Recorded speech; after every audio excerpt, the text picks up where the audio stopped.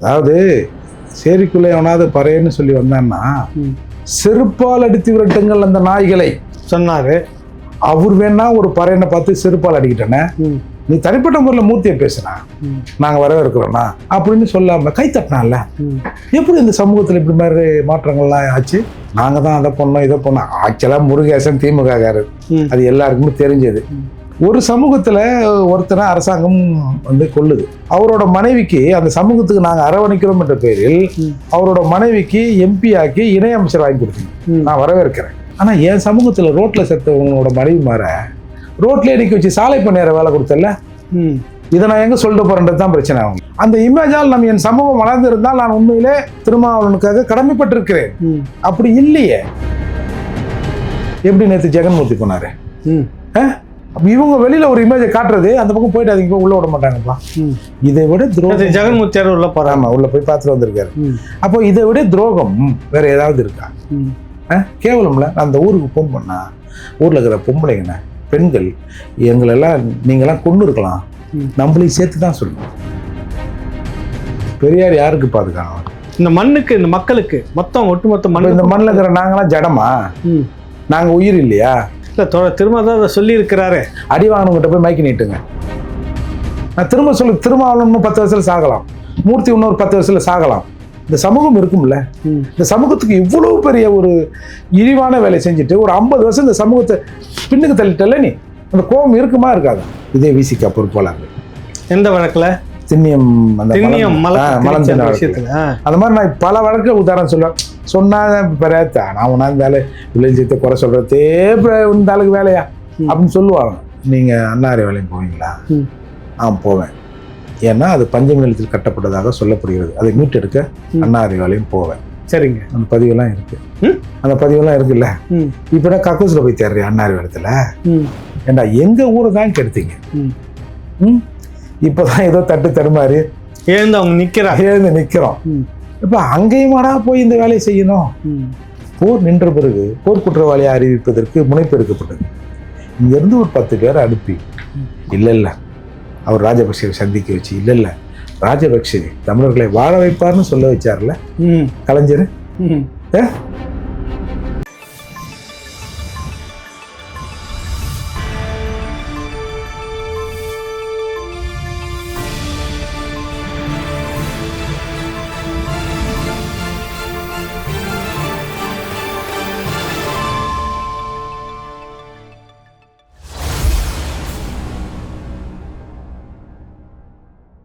ராவணா பார்வையாளர்கள், தமிழ் உறவுகள் மற்றும் ராவணா நல விரும்புகளுக்கு வணக்கம். புரட்சி தமிழக கட்சியினுடைய தலைவர் சகோதரர் வழக்கறிஞர் ஏர்போர்ட் மூர்த்தி அவர்கள் நம்ம சந்திக்கிறோம். வணக்கம் தம்பி.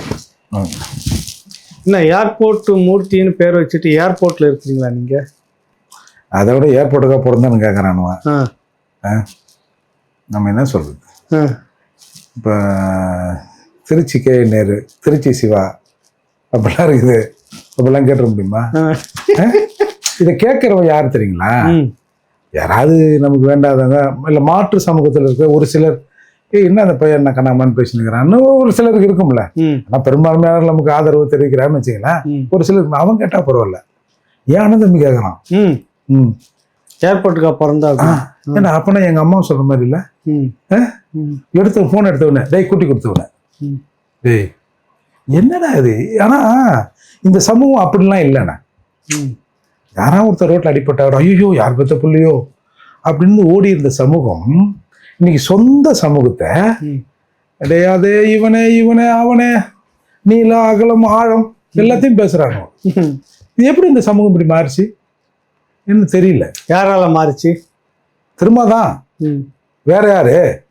ஏன் அவரை இருக்கிறீங்க இங்க? அதாவது சேரிக்குள்ளே எவனாவது பறையன்னு சொல்லி வந்தான்னா செருப்பால் அடித்து விரட்டுங்கள் அந்த நாய்களை சொன்னாரு. அவர் வேணா ஒரு பறையனை பார்த்து செருப்பால் அடிக்கிட்டேனே. ஏன்னா அவர் மீதே சில விமர்சனம்லாம் வருது இல்லை, அவரு திம்மவாலு அது இதுன்னு சொல்றாங்க. நான் எனக்கு அதுல நம்பிக்கை இல்லை. ஆனால் இதையெல்லாம் பார்க்கிற போது ஒரு கால் இருக்குமோ என்ற எண்ணமும் அப்படி லைட்டா தோடுதுன்னு வச்சுங்களேன். சரி நம்ம அதுக்குள்ள போகல, அது ஒரிஜினாலிட்டியாவே இருக்கட்டும். அவர் சொல்றாரு பறையன்னு வந்தா செருப்பால் அடித்து விரட்டுங்கள் அந்த நாய்களைன்னு என்னை தான் சொல்றாரு மேல அளவுல. ஏன்னா என்னை தானே வந்து சரக்கு போட்டு மூர்த்தியை உள்ள அஞ்சலி செலுத்த வரக்கூடாதுன்றான். போலீஸ் மூவ் பண்ண உடனே திருப்பியும் டேங்க் மேலே ஏற்றி சரக்கு ஊற்றி டேங்க் மேலே ஏற்றி தற்கொலை பண்ணிக்குவேன். தற்கொலை. டேய் என்னடா அது? இல்லை, அதாவது உயிரை விடு, நீ எதையோ உயிரை விடுற. அதாவது சொல்லுவாங்க தெரியுமா, அதில் செத்தாலும் சாவலாம், இதில் சாவும். அந்த மாதிரிலாம் ஆளுங்க தான் நீங்கள் அதெல்லாம் ஒத்துக்கிறேன். ஒரு சொந்த சகோதரர், ஒரு பறையர், உங்களுக்கு தெரியும் அந்த மேலே விழுவ அந்த பகுதிகளில் எப்படி ஒரு சூழல் இருக்குன்னு என்னை விட உங்களுக்கு அதிகமாக தெரியும். அப்படி இருக்கிற போது நம்ம அண்ணனை தம்பி 1000 தப்பு என் மேலே கூட இருக்கட்டும், தப்புன்னே வையா, நான் தப்பானு கூட வை. நம்ம ஜாதிக்காரனை பொது வெளியில் பறையன்னு வந்தால் செருப்பால் அடினா ஒருத்தருக்காரன் செருப்பு எடுத்து வச்சுனா என்ன பண்ணுறது? இன்னும் அதெல்லாம் தப்புனா, நீ தனிப்பட்ட முறையில் மூர்த்தியை பேசுனா நாங்கள் வரவேற்கிறோம்னா அப்படின்னு சொல்லாம கை தட்டினால எப்படி இந்த சமூகத்தில் இப்படி மாதிரி மாற்றங்கள்லாம் ஆச்சு? மனுஷனே திங்கிற அளவுக்கு இந்த சமூகம் இன்னைக்கு ஒரு நாகரிகமற்ற சமூகமா மாறி நிற்குது. இப்போ எனக்கு ஃபோனை போடுறேன், கண்ணம்மான்னு பேசுறேன், சரி ஓகே, நம்ம எங்கேயாவது ஒரு இடத்துல பேசுறோம்னா அது கீழே போய் இது மாதிரி போட்டான்னா மற்ற சாதி மக்கள் பார்த்தாங்கன்னா என்ன நினைப்பான்? ஏய் இதுங்க இப்படிதான் போல இருக்குதுப்பா. ஆனால் அந்த மாதிரி எங்கள் சமூகம் அந்த மாதிரிலாம் இல்லையே. இந்த சமூகம் தாய் சமூகமாச்சு, எல்லாரும் தாங்கி நின்ற சமூகமாச்சு. எப்படி இதை இப்படி மாத்தினீங்க? அதெல்லாம் உங்களை அப்புறப்படுத்த வேண்டிய கட்டாயம் இப்போ நமக்கெல்லாம் வந்துருக்கு. அப்போ இதை நேரடியாக நம்ம பேசித்தான் ஆகணும். ஒரு நாகரிகம் என்ன வாடா போடா கொண்டுடுவேன் அது இது கூட திட்டு உனக்கு உரிமை இருக்கு. ஏன்னா நீ ஒரு சித்தாந்தத்தை ஏற்றுனுக்கிற, நான் அதில் சில விமர்சனங்களை வைக்கிறேன், பேசு. 3-4 தலைமுறை இழுத்து பேசுகிறேன். நான் எப்படியா இருந்தாலும் ஒரு வேறு எடுத்துன்னு வச்சிங்களேன், பேசுகிறேன் எல்லாருக்கும் நான் சொந்தமாக இருப்பேன்.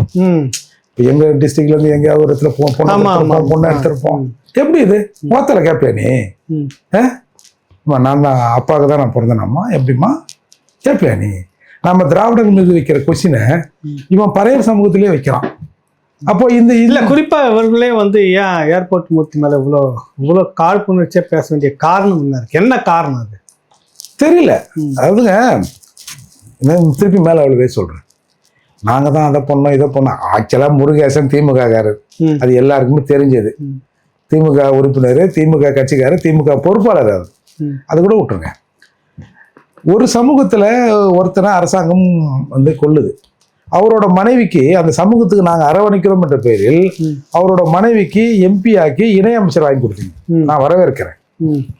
ஆனால் என் சமூகத்தில் ரோட்டில் செத்தவங்களோட மனைவி மாற ரோட்லேயே நிற்க வச்சு சாலை பண்ணியார வேலை கொடுத்தல, இதை நான் எங்கே சொல்லிட்டு போறேன்றது தான் பிரச்சனை. அவங்க இதான் திராவிடன்றது நீங்கள் வெளியில் சொல்லிட்டு தானே போகிறேன்.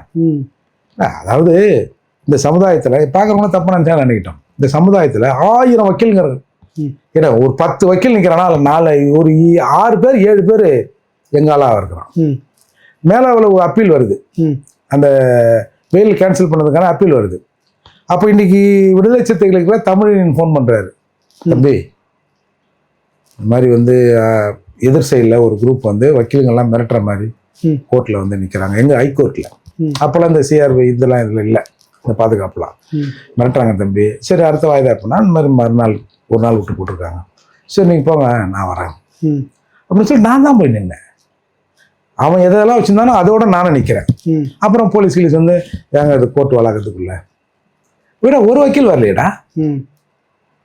பல வழக்குகளை நான் சொல்லுவேன், சொன்னால் இப்போ சொன்னால் நல்லா இருக்காது, பெரிய புரட்சி பேசுகிறோம்லாம் தொடர் இருக்கட்டும் தொடர் பார்க்கலாம் தொடர் அப்படின்னு பதுங்கி ஒன்று தான்டா நீங்கள். அப்படி இருக்கிற போது இப்போ ஒரே ஒரு மனுஷன், ஒத்தநாடி மனுஷன் ரத்தனம். இப்போ ரத்தனம் என்ன சாதின்னு சொல்லி ஆகணும், ரத்தனம் கவுண்டர். ரத்தனம் கவுண்டர்னு எப்போ தெரியுமா தெரிஞ்சுது? மேலவர்களுக்குள் அஞ்சலி செலுத்தக்கூடாது, ரத்தனம் கவுண்டரே திரும்பி போ, மேலூர்ல இருக்கிற டவர் மேல ஏறி போராட்டம் பண்றானோ யாரா? ரத்தனம் கவுண்டரான். அவர் இன்வால்மெண்ட், அவர் வாதாடுறாரு. இதுல எல்லா வழக்கிலும் இவங்க வாதாடல. எல்லா வழக்கிலும் திண்ணியத்துல என்ன பண்ணீங்க சொல்லிட்டு பேசணுமா? இதெல்லாம் பேசலாம். நம்ம இந்த மாதிரி பேசுறதுக்காக தான் மேல இவ்வளவு கோவமா? வேற என்னென்ன இருக்கும்? இல்லை நாங்கள் 2 பேரும் ஒரே இடத்துல அப்படியா? அப்படிலாம் இல்லைல்ல. அதாவது இவங்க ஒரு இமேஜை கட்டி காத்து வச்சிருக்காங்க. அந்த இமேஜால் என் சமூகம் வளர்ந்து இருந்தால் நான் உண்மையிலே திருமாவளவனுக்காக கடமைப்பட்டிருக்கிறேன். அப்படி இல்லையே. சொல்றல ரத்தனம் கவுண்டரே வெளியே போ. ஏங்க ரத்தனத்தை மேல பிசிஆர் போட்டாங்க, ரத்தன ஐயா மேல பிசிஆர் போட்டீங்கல்ல, இதெல்லாம் நான் எப்படி அலோவ் பண்ண முடியும் சொல்லுங்க? ஏன்னா அவர் தான் அந்த வழக்கை வந்து கடைசி வரைக்கும் ஏன்னா இந்த வழக்குன்னு இல்லைன்னா இந்த அம்மா சிவிலேருந்து பல வழக்குகளில் அந்த ஒத்தநாடி மனுஷன்தான் சும்மா அப்படி தள்ளா விழுந்துருவார். அந்த மன திட்டம் திருமணம் பண்ணிக்காமல் இருந்தாலே சிரிப்பு வந்துடும். உண்மையிலே திருமணம் பண்ணிக்காமல் இருந்து இந்த சமூகத்துக்காக இப்போ வரை ஒத்தராடி வச்சு ஒரு சூட்கேஸ் வச்சுக்கின்னு எங்கேயாவது இந்த மாதிரி பறவைகள் மீதான இல்லை எஸ்சிக்கள் மீதான அட்ராசிட்டி நடந்தால் உடனே போய் நிற்கிறார். அவர் பேர் நீ பிசிஆர் கொடுக்குறார். இதை பேசுறதுக்கு ஒருத்தர் வேணும்ல, வேணும், கட்டாயம் வேணும். இப்போ பார்க்குற வேணா நினைப்பா, டேய் நன்றி கெட்ட பசங்களா, உங்கள் வழக்கு எல்லாத்தையும் அந்த மனுஷன் தாண்டியா வந்து நடந்து இந்த டிஸ்ட்ரிக்டில் வந்து வழக்கு நடத்தினா அது வந்து சாட்சிகள் மிரட்ட போடுவார்கள்னு மற்ற டிஸ்ட்ரிக்ட் மாற்றி ஒத்த நாடி மனுஷன் இந்த மாதிரிலாம் பண்ணுறாரு, அவரை போய் நம்ம இந்த மாதிரி பண்ணுறோமே அப்படின்னு உங்களுக்கு நினைப்பு இல்லையா? இதை பார்க்குற வேணா நினைப்பான். பத்தியா திருப்பி ரத்தனத்துக்கே வச்சானுங்க பத்தியா? அப்போ ஒரு அவநம்பிக்கை ஏற்படும் இந்த சமூகத்தின் மீது. அப்படிங்கும்போது உதவி பண்ண போனா அப்படிதான் பண்ணுவாங்க அப்படின்னு சொல்லி அப்படின்னும் போது சமூகத்தை ஒன்று பேர் கேட்டா, ஓ இவங்க அப்படி இருந்தா கூட அந்த சமூகத்துல இருந்து விடமாட்டுறாங்கயா, நியாயத்தை பேசுவதற்கும் சில நபர்கள் இருக்கிறாங்க அப்படின்ட்டு தான் இவங்களுக்கு சிக்கல். இப்போ வேங்கவே இல்லை, பீத்தண்ணியை குடிச்சுதான் கண்டாமினேட் வாட்டர் ஹாஸ்பிட்டல் அட்மிட் அப்படின்னு சட்டமன்றத்தில் முதலமைச்சர் பேசுறாரு. இன்னைக்கு இவங்க பேசுறாங்க அந்த மாதிரி தண்ணியே குடியல, வேற மினரல் வாட்டர் குடிச்சிருப்பாங்க. இது எப்படி நான் அலோவ் பண்ண முடியும்? வேற உடச்சி பேசுறதுக்காக தான் மேல இந்த காழ்ப்புணர்ச்சி. ஏன்னா வேற சமூகங்கள் பேசுதுன்னு இப்போ, ஏய் பத்தியா நாங்க அன்னைக்கே சொன்னோம்ல இந்த பயில தான் நிவாரணத்துக்காக பண்ணிருப்பாங்கன்னு, இன்னைக்கு பத்தியா வந்துச்சு இவங்க பீ தண்ணியை குடிக்கலன்னு இன்னொருத்தவங்க பேசுறாங்க. அது அவங்க பேசுறது இயல்பு, அது அப்படிதான் அவங்க பேசணும்னு வச்சுங்களேன். நம்ம பேசலாமா? நம்ம அண்ணன் தம்பி தானே குடிச்சான், நம்ம தானே சொன்ன பீ தண்ணியை குடிச்சிட்டான்னு உன்ன உட்பட. இப்போ அந்த மாதிரியே இல்ல, தண்ணியே குடிக்கல அப்படின்னு தான் இன்னைக்கு அவங்க தரப்புல பேசுறாங்க. கரெக்டா? ஆனா நடக்காத ஒண்ணுக்கு எதுக்கு முதல்ல வந்துட்டு சிபிஐ விசாரணை வேணாம், மாநில விசாரணையே போதும், மாநில அரசு மேல எங்களுக்கு நம்பிக்கை இருக்குன்னு சொன்னீங்க. அப்புறமா இப்போ அவர்களே குற்றப்பத்திரிகை தாக்கல் செய்யும் போது அதுல சம்பந்தப்பட்ட 3 பேர் அதே சமூகத்தை சேர்ந்தவொடனே அங்க கொந்தளிப்பு வருது, போராட்டம் வருது, மனக்கசப்போடு இருக்கிறோம், நாங்கள் சிபிஐ விசாரணை கேட்கறது தவிர வேற வழி இல்லைன்னு சொல்றது. இல்ல அதுக்கு முன்னாடி ஒரு வார்த்தை, சிபிஐ மீதும் எங்களுக்கு நம்பிக்கை இல்லை, இருந்தாலும் கேட்கிறோம். எங்களுக்கு நம்பிக்கை திராவிட மாடல் ஆட்சி இருந்தாலும் நாங்கள் கேட்கிறோம். இப்போ வந்து ஒரு நபர் கமிஷன் வந்து ஆணையம் போட்டு விசாரிக்கணும்ன்றாரு. இந்த முரண்பாட்டை நீங்க எப்படி பாக்குறீங்க? இல்ல ஏற்கனவே ஒரு ஒரு ஜட்ஜி விசாரிச்சார்ல, அவர் என்ன பண்ணாரு? அவர் விசாரிக்கவே இல்லையா? அப்போ முதலமைச்சர் போட்ட உத்தரவுக்கோ இல்ல நீதிமன்றம் போட்ட உத்தரவுக்கு அரசு ஒத்துப்போகலன்னு சொல்லலாமா? என்னது இது? ஏன் இப்ப எல்லாரும் கேட்கறாங்க இந்த சிபிஐ விசாரணை வச்சிருங்க, ஏன்னா அதுக்கு அடுத்த ஸ்டேஜ் அதுதானே, விட்டு போக வேண்டியதானே. சும்மா ஒரு 4 பேர் அனுப்பிச்சு உள்ள விட மாட்டாங்க அப்படின்னு ஒரு செய்தியை வெளியில பரப்புங்க, எல்லாம் போயிட போறான். எப்படி நேற்று ஜெகன்மூர்த்தி போனாரு, இவங்க வெளியில ஒரு இமேஜை காட்டுறது, அந்த பக்கம் போயிட்டு அதுக்கு உள்ள விட மாட்டாங்கப்பா. இதை விட துரோகம், ஜெகன்மூர்த்தியார் உள்ள போறாங்க, உள்ள போய் பார்த்துட்டு வந்திருக்காரு. அப்போ இதை விட துரோகம் வேற ஏதாவது இருக்கா? கேவலம்ல. நான் அந்த ஊருக்கு போன் பண்ணா ஊர்ல இருக்கிற பொம்பளைங்கண்ண பெண்கள் எங்களெல்லாம் நீங்கெல்லாம் கொண்டு இருக்கலாம், நம்மளையும் சேர்த்து தான் சொல்லுது. இந்த செட்டப், இந்த பியூரோக்ரசி மட்டும் இல்லை, இந்த அரசு மட்டும் இல்லை, நீங்களும் தாண்டா உடந்த இந்த சாதியின் பேரால் பொறுக்கி திங்கிற நீங்களும் தான் உடந்த அப்படின்னு அந்த அக்கா சொல்ற மாதிரி நான் ஃபீல் பண்றேன். பெருசா எங்க வேலை செட்டப் போட்டுன்னு நாங்க யார் தெரியுமா அப்படி இப்படின்றோம்ல. இந்த பந்தா, இந்த வீரம் எதற்கு பயன்பட்டு இருக்கணும்? அந்த சமூகத்துக்கு பயன்பட்டு இருக்கணும்ல. அப்புறம் நம்ம மூஞ்சில மீசை நமக்குலாம் என்னையும் சேர்த்தான் சொல்றேன். வெக்கமா இல்லை? அழுகுறாங்களே பெரிய மனுஷங்க, இதுக்கு என்ன தீர்வு? அப்போ திருப்பியும் ஒரு நபர் கமிஷனை போட்டு அப்படியே இந்த எலெக்ஷன் வரைக்கும் கடத்திடணும். இன்னும் 1.5 வருஷத்துல எலெக்ஷன் இல்லை, இது எப்படியே கடத்திட்டோம்னா ஏய் என்னப்பா திராவிட மாடல் ஆட்சி நடவடிக்கை எடுத்துட்டு தானே பாருங்க, ஒரு ஜட்ஜை போட்டு விசாரிக்க தானேப்பா செய்யறாங்க அப்படின்னு அரசுக்கு ஒட்டணும், பேட்ச் பண்ணணும். சீச்சி, அதாவது ஒரு இது இருக்குமா, சீச்சி நாயும் பிழைக்குமா இந்த பிழைப்பு அப்படின்ற மாதிரி உண்மையிலே நான் ஃபீல் பண்றேன். இல்லை, இப்போ எனக்கு இந்த விஷயம் வந்து ஏன் உங்ககிட்ட திருப்பி கேட்குறேன்னா, அந்த சமூகத்தினுடைய வலியை அதிகம் உணர்ந்தவர் என்ற அடிப்படையில் நான் சொல்கிறேன். இவ்வளோ அவமானங்கள் தொடர்ச்சியாக நடக்கிறது. நேற்று கூட வந்து பார்த்தீங்கன்னாக்கா மாவட்ட செயலாளர் ஒருத்தருடைய மண்டியை உடைச்சிருக்காங்க காவல்துறை போராட்டத்துக்காக வேண்டி. நியாயத்துக்கான ஒரு போராட்டம் நடத்துகிறாங்க, நிர்வாகி மண்டியை உடைக்கிறாங்க. ஆனால் அவர் வந்து உதயநிதியை பார்த்துட்டு போட்ட ட்விட்டரில் இருந்தாக்கா பெரியார் இந்த மண்ணுக்கு பாதுகாப்பானவர் அப்படின்றத பதிவு பண்றாரு. பெரியாரிசம் தான் பெரியார் கொள்கை. பெரியார் யாருக்கு பாதுகாப்பானவர்? ஆ? பெரியார் யாருக்கு பாதுகாப்பானவர்? இந்த மண்ணுக்கு, இந்த மக்களுக்கு, மொத்தம் ஒட்டுமொத்த இந்த மண்ணு. மண்ணில் இருக்கிற நாங்களாம் ஜடமா? நாங்க உயிர் இல்லையா? நாங்க உடல் இல்லையா? உயிருள்ள உடல் இல்லையா? நாங்க யாருக்கு பாதுகாப்பு? இல்ல திரும்ப தான் அதை சொல்லி இருக்கிறாரு. அடி வாங்கினவங்கிட்ட போய் மைக்கு நீட்டுங்க, இது பெரியார் மண், இது எல்லாருக்கும் பாதுகாப்பான மண் அப்படின்னு அந்த அடி வாங்கினா கொடியேற்றிய மாவட்ட செயலாளர் அந்த அக்காலாம் சொல்லிட்டாங்கன்னா நம்ம யாரை பத்தி விமர்சனம் பண்ண தேவையே இல்லை. நானே காட்டுறதுக்கு ரெடியா இருக்கேன், அப்புறம் யானை அப்படின்ற மாதிரி விட்டு போயிடும். அதை எவ்வளவு, அதாவதுங்க நான் என்ன சொல்றேன், அரசு இப்படிதான் இருக்குன்னு கூட வச்சுப்போம். நம்ம அட்லீஸ்ட் எதிர்க்கலனாலும் அதற்கு ஆதரவு தெரிவிக்காம இருக்கணும்ல.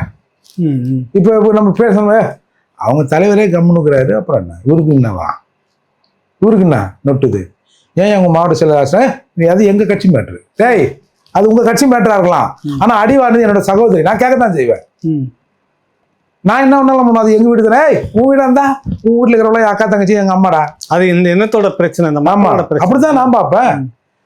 ஏன் நீங்க இதை தலையை சரி, இந்த பாதுகாப்பு ஏன் அந்த மக்களுக்கு இல்லாம போகுது? மேங்க வயல் இல்ல, திரௌபதி அம்மன் கோயில் இல்ல, சேலத்துல கொடியேற்றும் போது இல்ல, இல்ல பாட்டாளி ஒரு இடத்துல கொடியேற்றும் போது இல்ல, பாட்டாளி கேட்டு போகும்போது வண்டி விட்டு கீழே இறக்கி விட்டுறது, இதெல்லாம் மண்ணுக்கு பாதுகாப்பாக அந்த பெரியார் இல்லையே இங்கெல்லாம் ஏன் அப்படின்ற கேள்வி வரணும். பாட்டாளி மக்கள் கட்சி கொடியை பிடிங்கி எரிஞ்சிட்டு அந்த மாதிரி கொடியேற்ற போறாங்க, அடிச்சு தும்சம் முடியும் மாவட்ட செயலாளர், பண்ணுவியா? பண்ண முடியுமா? அப்போ அந்த சமூகத்துக்கான தலைவன் ஒருத்தர் ஸ்டடியா இருக்காரு, என்ன வேணாலும் நீ வந்து குறை சொல்லு, தொட்டு பாரு, குறைகள் கூட இருக்கலாம், நான் அதெல்லாம் இல்லைன்னு சொல்ல, தொட்டு பாரு நீ. அப்போ அதற்கு நிகரான, சொல்ல போனால் அதை விட எண்ணிக்கையில் கொஞ்சம் கூடுதலான இந்த சமூகத்தை ஒரு இதுக்கு கூட மதிக்கல. யாரால இது? யாரால இல்ல, யாரால தான் கேட்கறேன். இந்த மாதிரி சமூக தலைவர்களால தான். நான் திரும்ப சொல்ல, திருமாவளவன் 10 வருஷத்துல சாகலாம், மூர்த்தி இன்னொரு 10 வருஷத்துல சாகலாம். இந்த சமூகம் இருக்கும்ல, இந்த சமூகத்துக்கு இவ்வளவு பெரிய ஒரு இழிவான வேலை செஞ்சுட்டு ஒரு 50 வருஷம் இந்த சமூகத்தை பின்னுக்கு தள்ளிட்டல நீ, அந்த கோபம் இருக்குமா இருக்காதா? இல்ல, அவர் வந்த பிற்பாடு பெரிய விழிப்புணர்வு வந்திருக்குல்ல இந்த சமூகத்துக்கிட்ட. எங்க பின்னுக்கு தள்ளினாரு? எங்கண்ணா வந்திருக்குது? எங்கன்னா சொல்லுங்க. ஒண்ணு நான் பிய தண்ணியை குடிச்சுக்கிறேன், அப்புறம் விழிப்புணர்வு இருக்குதுன்னா அப்புறம் என்னென்ன அர்த்தம்? அப்பா காலத்தையாவது 2 பேரை விட்டு அவன் நீ பீ விட்டு, ஏய் நீ விட்றா அப்படின்ற அட்ராசிட்டி நடந்ததுன்னு. இப்ப கேளுங்களேன், 1,00,000 பேரை கூட்டி பேரணி வைத்தோம், 2 பேரும் ஸ்டேஜ் ஏத்துறவொடனே தட்டானுங்க கைய, இது பீ தின்னதுக்கா? அந்த வழக்குல பிரசாட்சியா மாறினது யார் தெரியுமா? இதே விசிகா பொறுப்பாளர்கள். எந்த வழக்குல? திண்ணியம் விஷயத்துல. அந்த மாதிரி நான் பல வழக்கு உதாரணம் சொல்லுவேன். சொன்னா நான் உணர்ந்தாலும் விளைஞ்சத்தை குறை சொல்றதே இந்த ஆளுக்கு வேலையா அப்படின்னு சொல்லுவாங்க. பெரும்பாலான வழக்குகளை பிரசாட்சியாக மாறியவர்கள் விடுதலை சிறுத்தை பொறுப்பாளர்கள். மேலவளவு கொலைகளை ஒரு முக்கிய நபர் பிரசாட்சியா மாறுறாரு. என்னவோ ரத்னா ஐயா உருட்டி பிரட்டி என்னத்தையோ அதுல வந்து ஒரு தீர்வை நோக்கி அந்த வழக்கை கொண்டு போனாங்க. இப்போ நீங்க வந்து அவர்கள் வந்து முன்விடுதலை செஞ்சாங்க, யாராவது ஏத்தீங்களா? நான் போய் செக்ரட்டரியை பார்த்து, தலைமைச் செயலரை பார்த்து உனக்கு வந்து போராட்டம்லாம் வச்சு முன்விடுதலை விடக்கூடாதுன்னு என்னையா பண்ணிக்கிறீங்க? இதெல்லாம் கேட்டா எங்க தலைவர் டாப் 10ல இருக்கிற தலைவர், ஒரு தேசிய தலைவர், உலக தலைவர், உள்ளூர்ல என்ன இப்போ அதுதானே பிரச்சனை. உள்ளூர்ல எங்களை ஒரு நாயை சீன மாட்டேங்குதியா, மதிக்க மாட்டேங்குதியா? இல்ல உலக அளவுல எங்க தலைவர் அப்படி, நீங்களா என்ன ஏமாத்திரம்? எனக்கு என்ன, நான் வந்து இப்போ இயக்க தலைவர்கள் மீது அப்படித்தானே இருப்பாங்க. அது திருமாவளவனா இருக்கட்டும், மூர்த்தியா கூட இருக்கட்டும், என்கிட்டயும் சில குறைகள்லாம் இருக்குன்னு. ஆனா மக்கள் அப்படி இருக்கக்கூடாதுல்ல. ஆமா, நான் பொறாமைக்காக கூட சொல்லுவேன், அவர் பொறாமைக்காக கூட இந்த பேர் திட்டு பேர் இது அப்படின்னு கூட அவர் சொல்லுவாருன்னு. ஜனங்க யோசிக்கணும்ல. ஏன்னா நாங்கள் மறையலாம், தலைவர்கள் மறையலாம், ஆனா அந்த சமூகம் அப்படித்தானே இருக்கும். ஏன்னா இளைய பெருமாள் அப்படின்னு சொன்னா அடிப்பானோன்னு, ஐயா எல்லிப்பின்னு சொல்லணும், ஐயா இளைய பெருமாள்னு சொல்லணும். இன்றைய வரை அந்த காட்டுமன்னார் கூடிய அந்த டிவிஷன்ல எவனும் பறை அடிக்க முடியாது, பறையே கிடையாதுங்க. ஒருத்தர் கூட பறை அடிச்சு போடா சொல்ல முடியாதுண்ணே. ஒருத்தனை வந்து பெரிய பேரணி வச்சு ரெட்டியூர் பாண்டியன் துப்பாக்கி சூழல இருந்து பெரிய கலவரமாகி அன்றைக்கு விட்டாருங்க அந்த பறை அடிக்கிறத, ஒருத்தனை கூப்பிட்டு அடிக்க விடுறது. இப்போ ஏற்பட்ட தலைவர்கள்லாம் இருந்தாங்கண்ணே. ஆனா அவங்களோட அரசியல் நகர்வுகள் கொஞ்சம் கசப்பாக இருந்ததால கடைசி காலத்தில் அப்படி இருந்துட்டு போயிட்டாங்கண்ணே. அப்பேற்பட்டவங்களுக்கே அப்படின்னு நான் குறை சொல்ல ஐயாவை.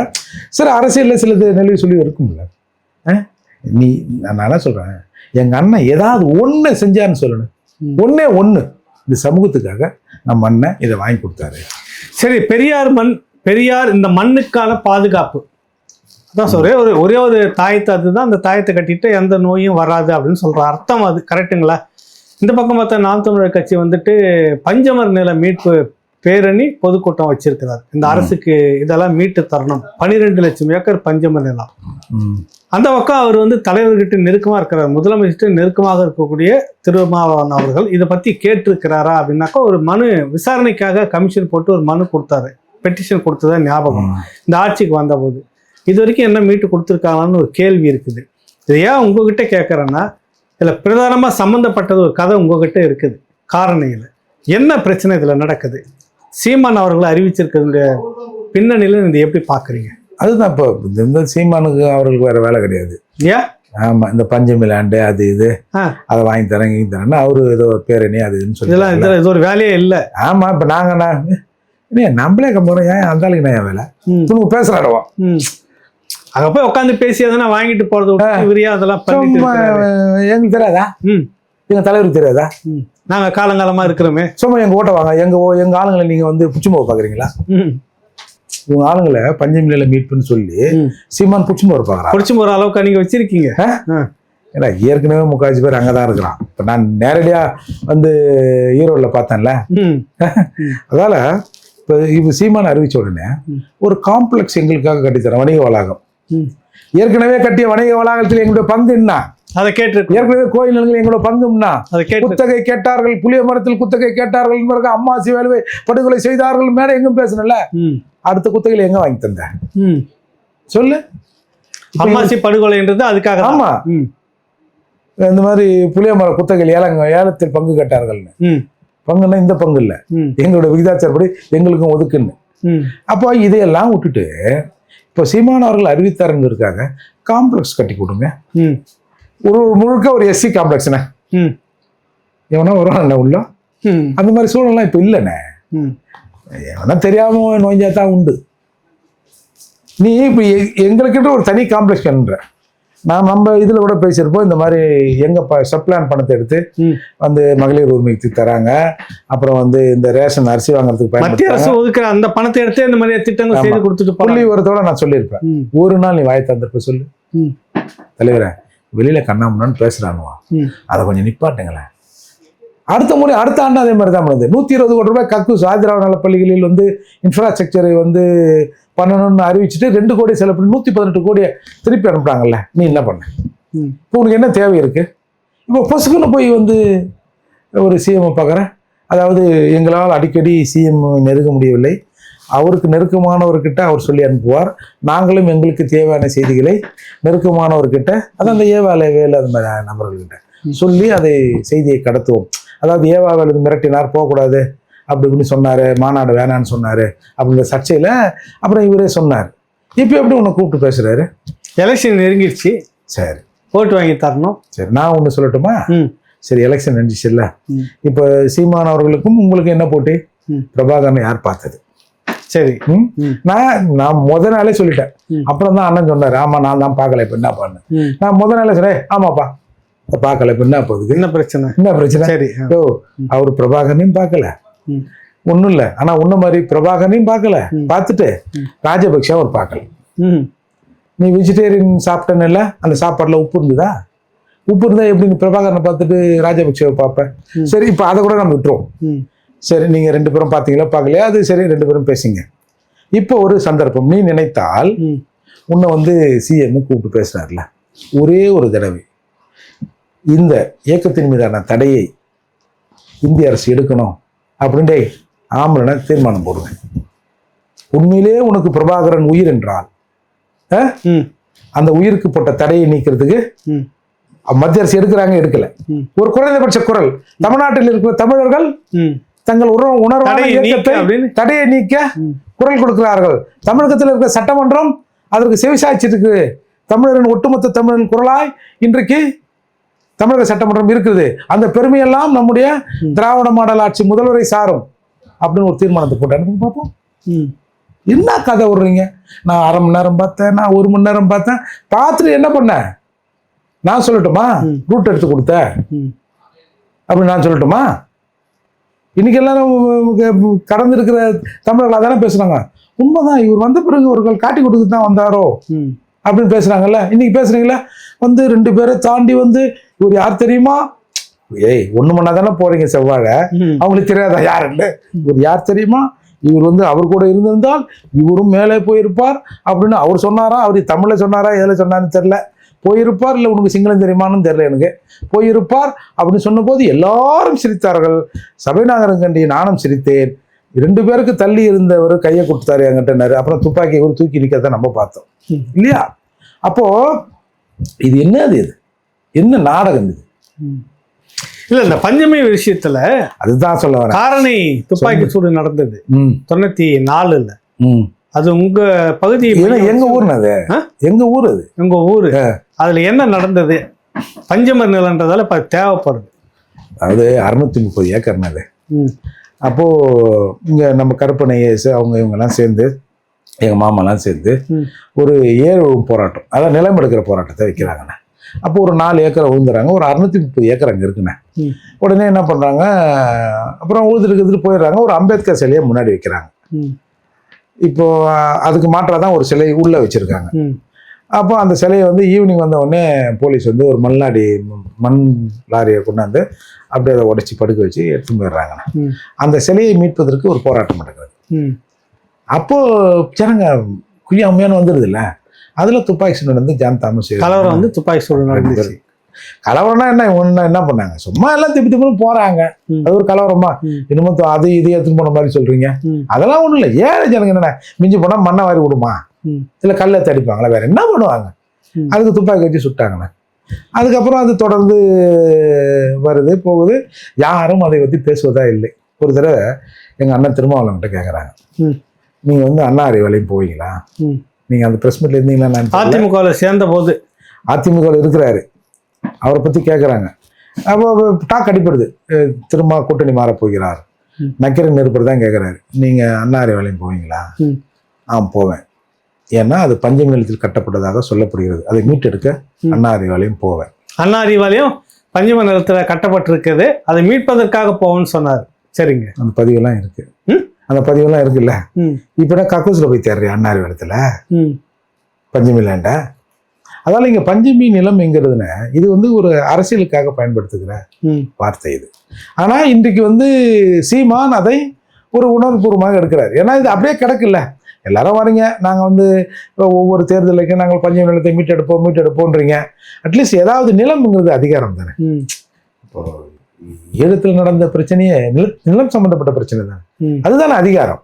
என் பகுதி, என் நிலம், என் உரிமை, அதானே. அப்போ இது இப்படியே கிடப்புல இருக்க. ஏன்னா இப்ப எல்லாரும் பாக்குறோம்ல, அந்த கோயில் நிலத்தை இவ்வளவு எடுத்தாங்க, இந்த கோயில் நிலத்தை இவ்வளவு எடுத்தாங்க, அப்படி நாம போட்டாங்க, பட்டா போட்டாங்க, இவ்வளவு எடுத்துட்டோம், இத்தனை கோடி மீட்டுட்டோம் அப்படிலாம் சொல்றீங்கல்ல. இதையும் கொஞ்சம் மீட்டு எடுங்கப்பா, பாவம் அந்த ஜனங்க. ஆளாளுக்கு ஏதாவது கொஞ்சம் நிலம் இருந்தா. இப்போ அம்பேத்கர் சொல்லுவாரு, செங்கல்பட்டு மாவட்டத்தில் உள்ள பறையர்கள், இந்தியாவிலேயே செங்கல்பட்டு மாவட்டத்தில் உள்ள பறையர்கள் செல்வ செழிப்பாக இருக்கிறார்கள். காரணம் அவர்கள் நீர்பிடிப்பு உள்ள நிலங்களை கையில் வைத்திருக்கிறார்கள் சொன்னார். ஏன்னா செங்கல்பட்டு மாவட்டத்தில் தான் இந்த கோரிக்கை ஏரிகள் நிறைந்த மாவட்டம் செங்கல்பட்டு மாவட்டம். செங்கல்பட்டு மாவட்டம் தான் இந்த கோரிக்கையே எழும்புது. அன்னைக்கு இருந்த கலெக்டர் கிட்ட ரெட்டமலை சீனிவாசன், அயோத்தாஸ் எல்லாம் போய் எப்ப கொஞ்சம் நிலத்தை யாரும் எங்களுக்கு கொடுங்கயா அப்படின்னு கேட்ட பிறகு அவங்க ஒரு கமிட்டியை போட்டு ஆராய்ஞ்சு அப்புறம் இங்கிலாந்து பாராளுமன்றத்தை நிறைவேற்றப்பட்டு தானே அது வருது. அப்போ நிலம்ங்கிறது எவ்வளவு முக்கியம். இப்போ நாங்களாம் என்னன்னா என்ன அப்படின்னா செங்கல்பட்டு இப்ப எங்களுக்கு நிலம் இருக்கு. இப்ப எங்கள்ல நாங்க போய் யார்கிட்டையும் கூலி வேலை செய்ய வேண்டிய அவசியம் இல்லை. எங்க நிலத்துல வேணா சகோதரருக்கு வேலை செய்யலாம், மற்ற நாங்க போய் இன்னொருத்தர வேலை செய்யலாமே தவிர அடிமை வேலை எங்க மாவட்டத்துல அதிகம் இல்லை. காரணம்னா வன்னியரா இருந்தா அவருக்கும் கொஞ்சம் நிலங்குது, பறையரா இருந்தா எனக்கும் கொஞ்சம் நிலங்குது, பக்கத்து கைனியா இருக்கும். எங்கள ஆளுன்னா அவர் செய்வாரு, அவர் ஆளுன்னா நாங்க செய்வோம். அப்படிப்பட்ட மாவட்டம் இது. அப்போ இது நிலம்ங்கிறது மனிதனின் உயிர் நாடி. அதாவதுங்க சொன்னாங்கல்ல, எங்க அப்பா செத்த பிறகும் போராடினார். யாரு? கலைஞர் அவர்கள் ம் இருக்கும்போதும் போராடினார், இறந்த பிறகும் போராடினார். எதுக்கான்? ம் புதைக்க நிலம் கேட்டு. ம் நிலத்தோட அருமை தெரியுதா? ம் எடப்பாடியார் சரி கொடுத்தாரு, ராவோட ராவா நீங்கள் வழக்க வாபஸ் வாங்கினீங்க. அப்போ அந்த நிலம் எவ்வளோ முக்கியம். ம் நாங்கள் வச்சிருந்த நிலமெல்லாம் இப்படி எழுந்து நிற்கிறோம்ல. அதை இன்னைக்கு வந்து சீமான் அவர்கள் கேட்ட பிறகு இது சமூகத்தில் எங்கே பெரிய விழிப்பாயிட போகுதுன்னு, எப்போ கூடுப்பா, என்ன எஸ்சி மேட்ரா, கூப்பிட்டு அந்த எஸ்சியை ம் அப்படின்னு கூப்பிட்டு இவரு காம்ப்ளெக்ஸ் கட்டி கொடு, கக்கோசை எடுத்து கொடு. ம் ஏன் இவ்வளவு நாள் இல்லை?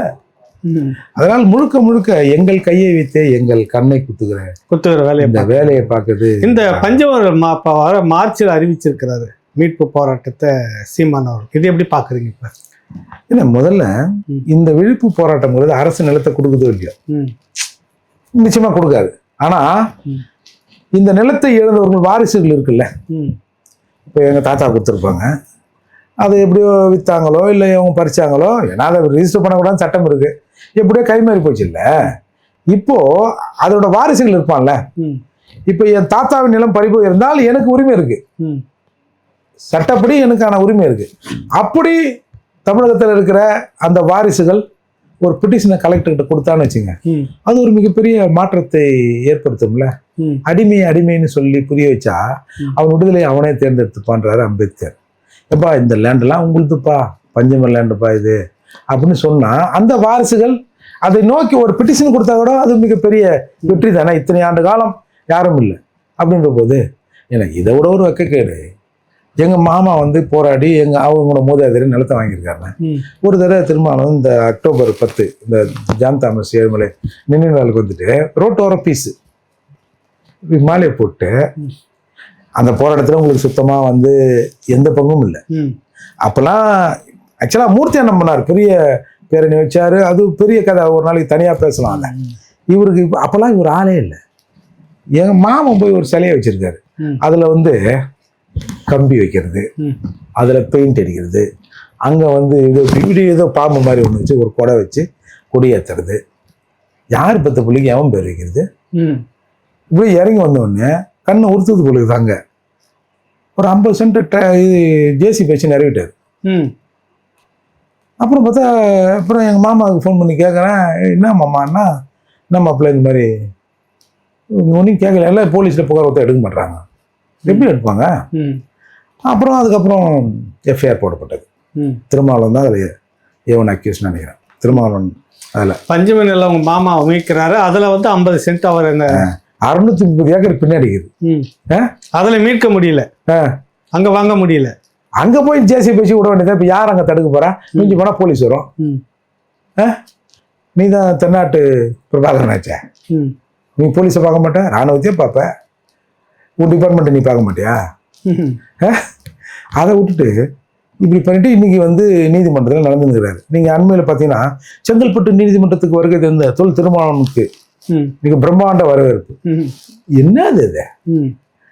தொடர்ந்து வாரண்ட்டு கம்பல்சரி நீ வந்து ஆஜராகணும், இல்லைன்னா கைது பண்ணி கோர்ட்டில் ஆஜர்படுத்தணும்னு மேஜிஸ்ட்ரேட் சொல்கிறாங்க. அதுக்கு போகிறாரு, வாரண்ட்டை ரீகால் பண்ணுறதுக்கு, பிடியானையை ரத்து செய்யறதுக்கு போகிறாரு. உடனே மேலங்கெல்லாம் வச்சு எங்கள் தலைவர் கோர்ட்டுக்கு வந்தார். என்னத்துக்கு வந்தார்? பஞ்சமி லேண்ட் ஆக்கிரமிப்பு பண்ணாருன்னு வந்தார். இதுதான் நிலை. இந்த நிலையில் அண்ணன் சீமான் இந்த நேரத்தை சீமான் அவர்கள் அவருடைய இந்த அறிவிப்பு என்ன தாக்கத்தை ஏற்படுத்துன்னு நினைக்கிறேன். அதான் நான் சொன்னேன்ல, ஆளாளுக்கு அந்த வாரிசுக்கு ஒரு பெட்டிஷன் கொடுத்தாலே போதும்ல. ஏன்னா அட்லீஸ்ட் இவங்க நிலத்தை இவங்க கேட்குறானுங்கப்பா, என்ன அது நம்ம கம்முன்னு இருந்தோம், ஒரு குரல் எழும்புது அப்படின்றதாவது ஒரு அரசாங்கத்துக்கு போகும்ல. உடனே நாளைக்கே வந்து எல்லாரும் போய் நாங்கள் போய் எங்கள் நிலத்தை ஊதுட்டு போகிறோமா? இல்லை, அந்த அதை தக்க வைப்பது, அதை ஞாபகத்தில் வைப்பது தானே முக்கியம். இறுதியாக வந்து ஒரு கேள்வி, உங்களுடைய முகநூல் பக்கத்தில் இந்த லண்டன் போராட்டம் ஈவேரா இவர் தான் தமிழர் அப்படின்றதுக்காக வேண்டி ஒரு குரூப் நடத்துகிறாங்க. அங்கே வந்து அதுக்கு எதிர்ப்பு தெரிவித்து மற்ற தமிழர்கள் வந்து போய் பிரச்சனை பண்ணதில்லை. இங்கெல்லாம் கூட வந்தது உடனே இலங்கை தமிழர்களை வந்துட்டு நாம் தமிழர் கட்சி தூண்டிட்டு நடக்குது, அவர்களை கைது செய்ய விட்டார்கள், போலீஸ் தூக்கிட்டு போயிடுச்சு, உள்ளே கொண்டு போய் வச்சிருச்சு, இந்த மாதிரிலாம் கதை ஓட்டிகிட்டு இருந்தாங்க. அதை பற்றி நீங்கள் ரொம்ப நக்கலாக ஒரு பதிவு போட்டிருந்தீங்க. என்ன விஷயம் அது?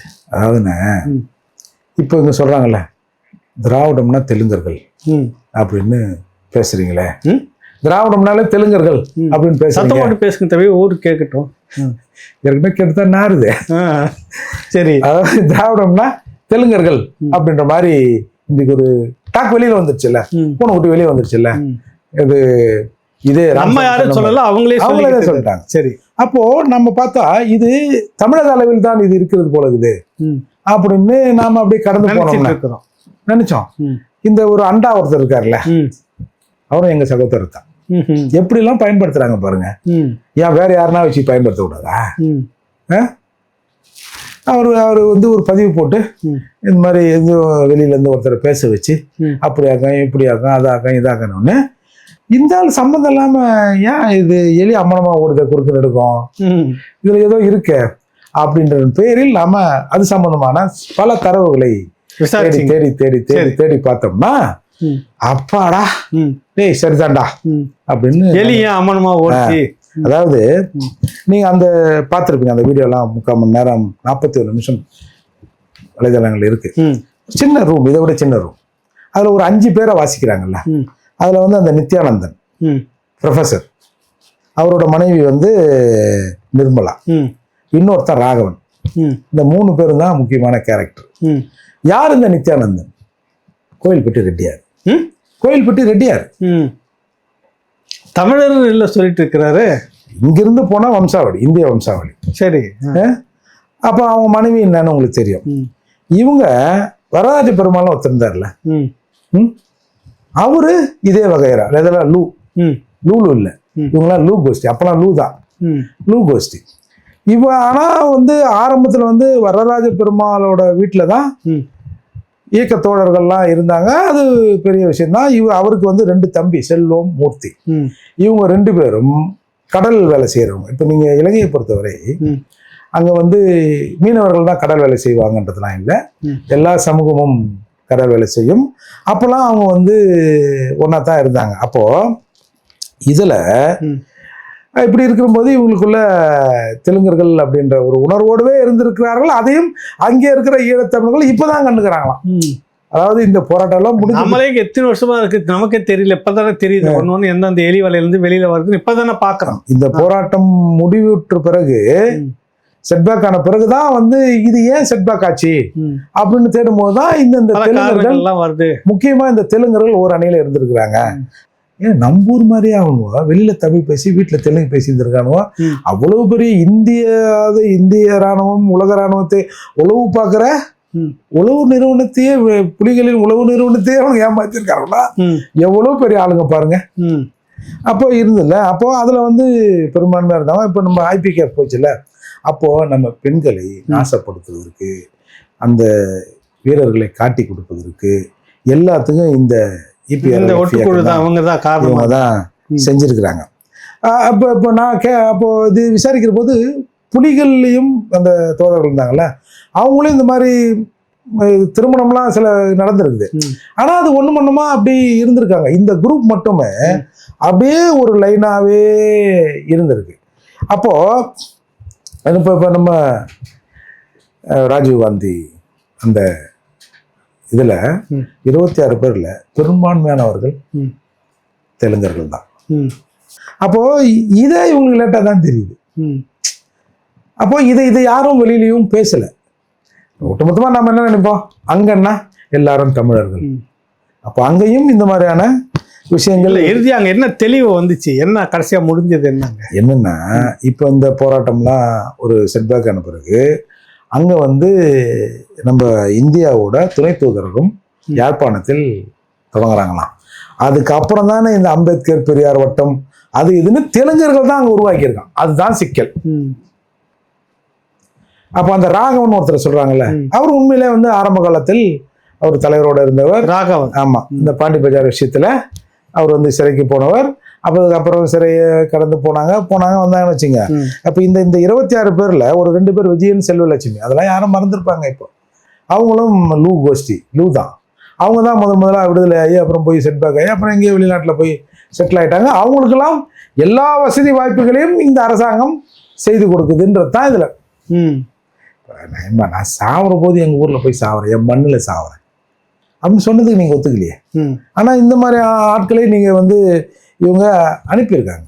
இப்போ என்னன்னா நம்ம ஊரை தான் இவங்க தாலி அறுத்தாங்கன்னு பார்த்தா இலங்கையிலையும் போய் இந்த மாதிரி தாலி அறுத்துருக்கானோல அந்த கோஷ்டி. இப்போ இப்போ நான் இதில் கூட ஒரு ட்விட்டரில் ஒன்று போட்டிருப்பேன். ஏன் எனக்கு உடல் தேவை இருக்குது, ஏன் நான் என் புருஷன் கூட தான் செஞ்சுக்கணுமா, வேற யாரும் கூட நான் பார்த்துக்கலாம் அப்படின்னு ஒரு அக்கா வீடியோ போடுது. அதை எடுத்து நான் ட்விட்டரில் போட்டேன். இப்போ இந்த நித்யானந்தன் இருக்கார்ல, அந்த அம்மா கூட ஒரு அம்மா அந்த 41 நிமிஷத்தில் ஒரு அம்மா பாஞ்சு பேச தெரியுமா, அந்த முதல்ல நித்யானந்தன் கூட ஓடி இருந்துருக்குது. அதுக்கப்புறம் ராகவன் அதில் பயணம் பண்ணுறாரு. ஆனால் 3 பேரும் ஒன்றா இருக்கிறாங்க பாருங்க. தெரியுதா இந்த லூவோட வேலை? அப்போ இவங்க வேண்டுமென்றே திட்டமிட்டு இங்கேருந்து ஏதோ ஒரு இன்ஸ்ட்ரக்ஷன் போயிட்டு இந்த மாதிரி இந்த கூட்டம் போட்டு நீங்கள் பேசுங்க. அப்போ ஈழத்தமிழர்கள் என்றால் அவர்கள் வெறும் தமிழர்கள் மட்டுமல்ல, அங்கே பெரியாரிசம் ஏற்றுக்கொள்ளப்பட்டிருக்கிறது. ஏண்டா எங்க ஊரை தான் கெடுத்தீங்க. இப்போதான் ஏதோ தட்டு தடுமாறி எழுந்து நிற்கிறோம். இப்போ அங்கேயுமாடா போய் இந்த வேலையை செய்யணும். அதுக்காக தான் இங்கே இருக்கிற அண்டாக்கள் எல்லாம் இவங்க கொதிக்கிறாங்க. கிட்டத்தட்ட 1984-85 வாக்கில் நம்முடைய கலைஞர் அவர்கள் ஒவ்வொரு இயக்கத்திற்கும் ஒரு 60,000 ரூபாய் பணம் கொடுத்தார். உங்களுக்கு தெரியும்னு நினைக்கிறேன். அந்த இபிஎல்எஃப் அது இதுன்னு நிறைய பேர் கொடுத்தாருல, அதில் அண்ணன் வாங்கினான் அந்த காசை? இல்லை, வாங்கலைல்ல. இன்னைக்கு நீங்கள் பேசுறீங்க இவர் இல்லைன்னா அவர் இல்லை, அவர் இல்லைன்னா இவர் இல்லைன்னு கதை விடுறீங்கல்ல. இந்தியா முழுக்க போர் நின்ற பிறகு போர் குற்றவாளியை அறிவிப்பதற்கு முனைப்பு எடுக்கப்பட்டது. இங்கேருந்து ஒரு 10 பேரை அனுப்பி இல்லை அவர் ராஜபக்சேவை சந்திக்க வச்சு இல்லை ராஜபக்சே தமிழர்களை வாழ வைப்பார்னு சொல்ல வச்சார்ல கலைஞர். அங்க எல்லாம் அமைதியா இருக்குது, எல்லாம் சுமூகமா இருக்குதுன்னு இதுல ஒரு உருட்டு. திரும்பவும் காங்கிரஸோட என்னை கூட்டணி வைக்க சொன்னார். 1-2 சீட்டு வாங்கிங்கன்னாரு. நல்லா ஆப்பை வச்சிங்க, இன்னும் 4-5 ஆப்பை வாங்கி எனக்கு வைங்க அப்படின்னு ஆப்பை வாங்கினோம் யாராவது சொல்லுவாங்களான்னு? என்ன உருட்டுன்னு. அப்போ இந்த தெலுங்கர்கள் எப்படி உருட்டுறாங்களோ அந்த உருட்டுக்கு எங்க அண்ணன் உருட்டுறாருன்னா ஏதோ ஒரு சந்தேகம் எழத்தானே செய்கிறது இயல்பா அப்படின்னு எல்லாரும் கேட்குறாங்க. இன்னைக்கு பல இடங்கள்லேருந்து ஃபோன் பண்ணுறவங்களாம் உண்மையிலேயே அவர் தமிழர் தானா? இல்லையே, அப்படி இல்லையே அப்படின்ற சந்தேகம் இன்றைக்கு வளர்த்து இருக்குல்ல. அதால நம்ம எப்பா எங்க ஊரை தான் ஆயிடுச்சிங்க, எங்களை தான் பலி கொடுத்தீங்க, வெளிநாட்டையும் ஏன் அந்த மாதிரி பண்றீங்கன்ற அந்த எண்ணத்தோடு தான் அதை நம்ம போட்டோம். நல்லது, நிறைய தகவல்கள் சொல்லியிருக்கீங்க. நம்ம அடுத்த நிகழ்ச்சியில் சந்திப்போம். நன்றி, வணக்கம். நன்றி.